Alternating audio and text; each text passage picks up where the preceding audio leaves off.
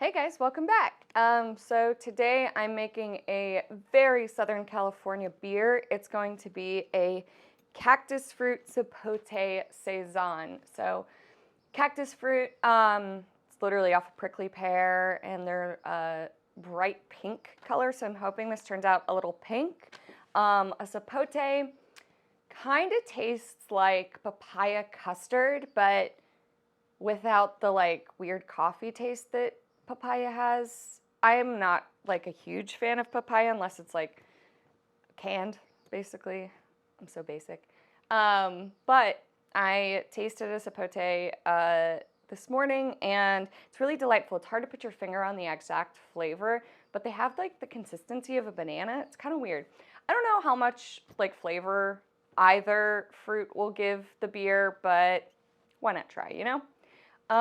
I'm going to use Medusa hops in this because they're a Neo-Mexicanus variety and we're doing Southern California, so why not do a hop that's native to the Southern United States, right? Yeah, the grain bill is pretty simple. It's going to be 10 pounds of Pilsner, or 4.5 kilograms, 2 pounds of white wheat, which is 907 grams, and half a pound of aromatic malt, which is 227 grams.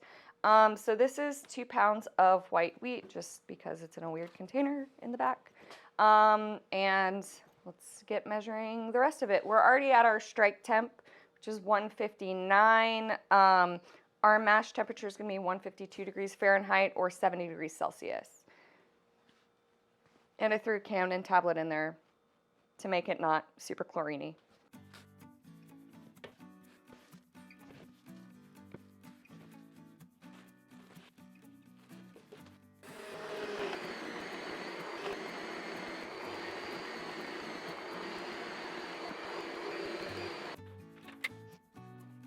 All right, it's pretty much flour, and let's mash in.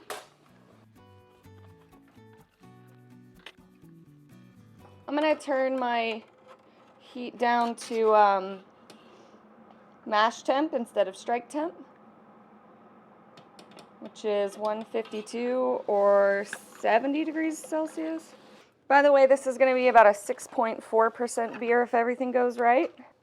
It seems like a lot of grain for a 6.4% beer. All right, I'm gonna let this sit for 45 minutes. Just gonna do a 45-minute mash. And then we can pull it, get it boiling, and start everything else. All right, let's process these cactus and sapotes. The cactus, which by the way, they call cactus fruits tunas. I just love that for some reason.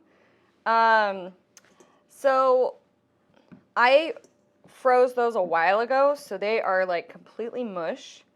I just threw the sapotes in the freezer this morning, so I don't know how frozen they are, but I'm hoping it'll help break down the cell structure of the fruit, so more of it will go into the beer. Even if you blend fruit, you're not breaking down the cell structure as much as you would with freezing it. It basically just makes their cells burst, which I'm going to attempt to do something pretty cool. Did I even bring my knife? No. Okay, so what I'm gonna try to do, because these are basically mush inside of here, is just cut off the end and squeeze it into this bowl. We're gonna see. It's like jelly. Ew. I feel like this is what they used for the movie Alien. And I have a spoon here. Let's try to get all of it out. So weird. It's just like a gross casing now. It worked out real well. Oh, God. So I don't care that I'm putting my hands all over this stuff because I'm going to put it in flame out so it'll pasteurize. But oh my God. Of course I'm wearing my favorite overalls too. They will be red by the end of the day. So I'm hoping this gives it a beautiful pink color. You can see how red it is. I look like I've been digging in someone's innards.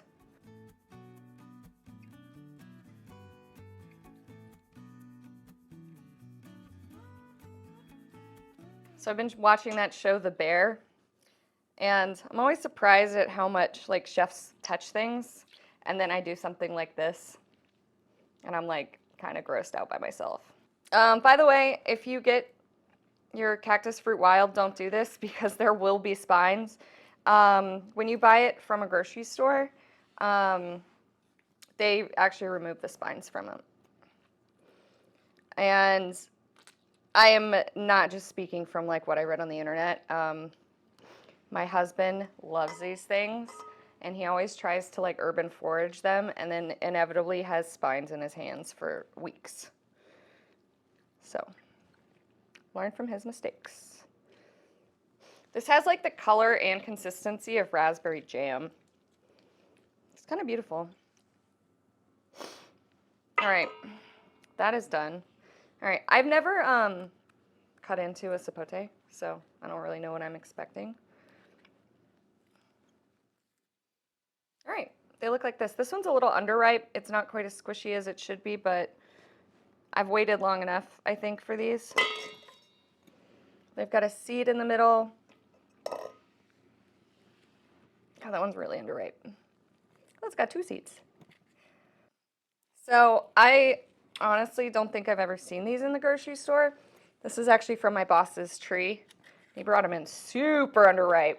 So I've been waiting for them to ripen for like a week.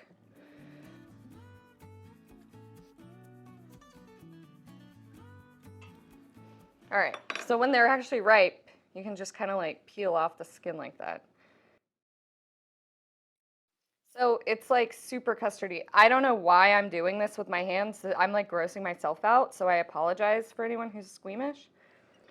Apparently, sapotes are great for making like fake ice cream or gelato or whatever, because they have a really homogeneous structure.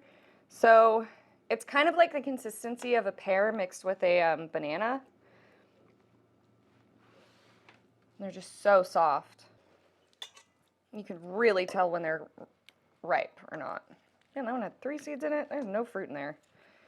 All right, these 3 are too unripe to actually do anything with. So I'm just gonna A, wipe off my hands, B, blend these up in my little immersion blender food processor.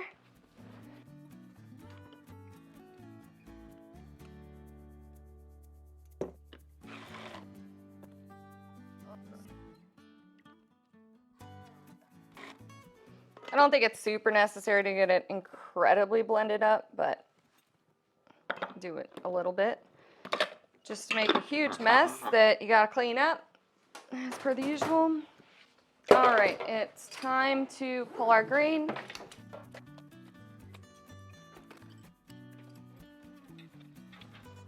All right, so while that drains out, I'm gonna turn my heat up to a boil, and I'll see you guys back here when it's boiling. All right, I'm gonna pull this. We've got about 6.5 gallons in there. I'm gonna take my pre-boil gravity reading. Pre-boil is looking like 13 bricks. That seems high. Our estimated pre-boil gravity was supposed to be 1.06. Let's see what the 13 bricks comes out to. And we're at 1.054, so we're actually under. All right, this is boiling. We're gonna do a hour-long boil, and the first addition of hops will be at the 15-minute mark, and that's gonna be 1 ounce or 28 grams of Medusa, and then at the 5-minute mark, we're gonna do 2 ounces or 56 grams of Medusa. All right, I'll see you guys back here for our 15-minute addition. Okay, so we are at our 15-minute mark. Just gonna measure out my 1 ounce of Medusa. This is probably right at 1 ounce. Literally exactly 1 ounce. All right, I'm throwing that in my hop screen.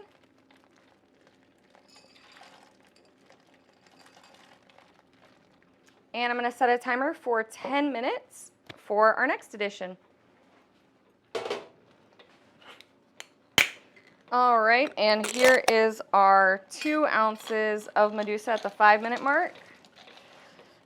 It's hot. Jeez Louise. All right, so we've only got 5 minutes left. I'm gonna go ahead and set a timer, and I'm gonna get my chiller set up. Instead of using a bag, throw this, or attempt to, into my other hop screen. It's mostly liquid, so it's just gonna catch the like very thick stuff. So I'm gonna turn off my heat. Oh man, right on time. Pour this in. This is gonna be a huge mess.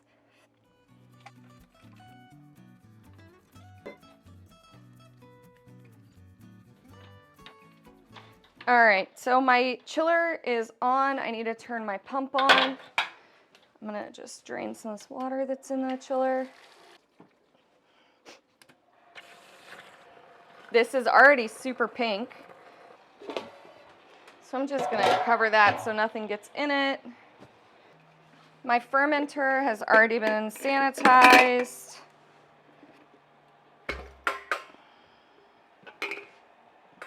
But I'm gonna throw some more sanitizer in there for kicks.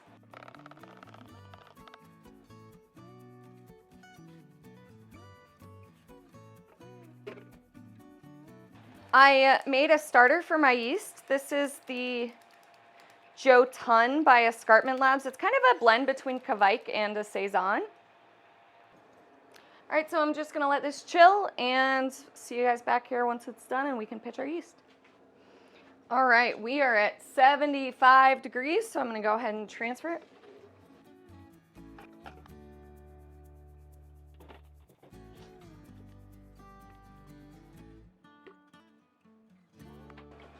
And I'm gonna take what's in this hop screen and just put it through one of these bags because it is finer than I thought it was, but I'm sanitizing the bag because we're on cold side. So you always want to make sure you're sanitary on the cold side. I'm just gonna turn off my pump so it doesn't end before I have a chance to do this. Also going to sanitize my grubby hands.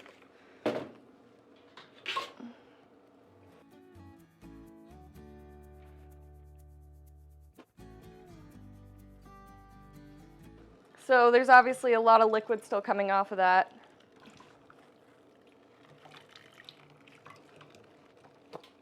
This bag is actually hotter than the rest of the beer.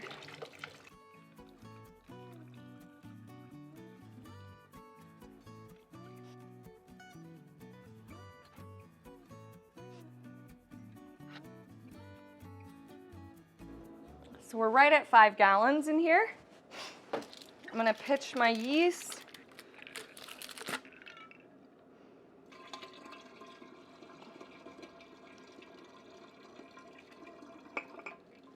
Look at that, stir is still in there. All right, seal this guy back up.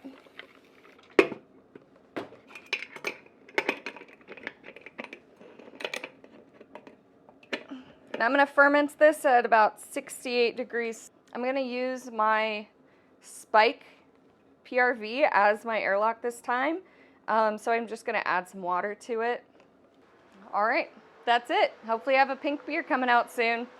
I'll see you guys next time. Thanks so much for watching.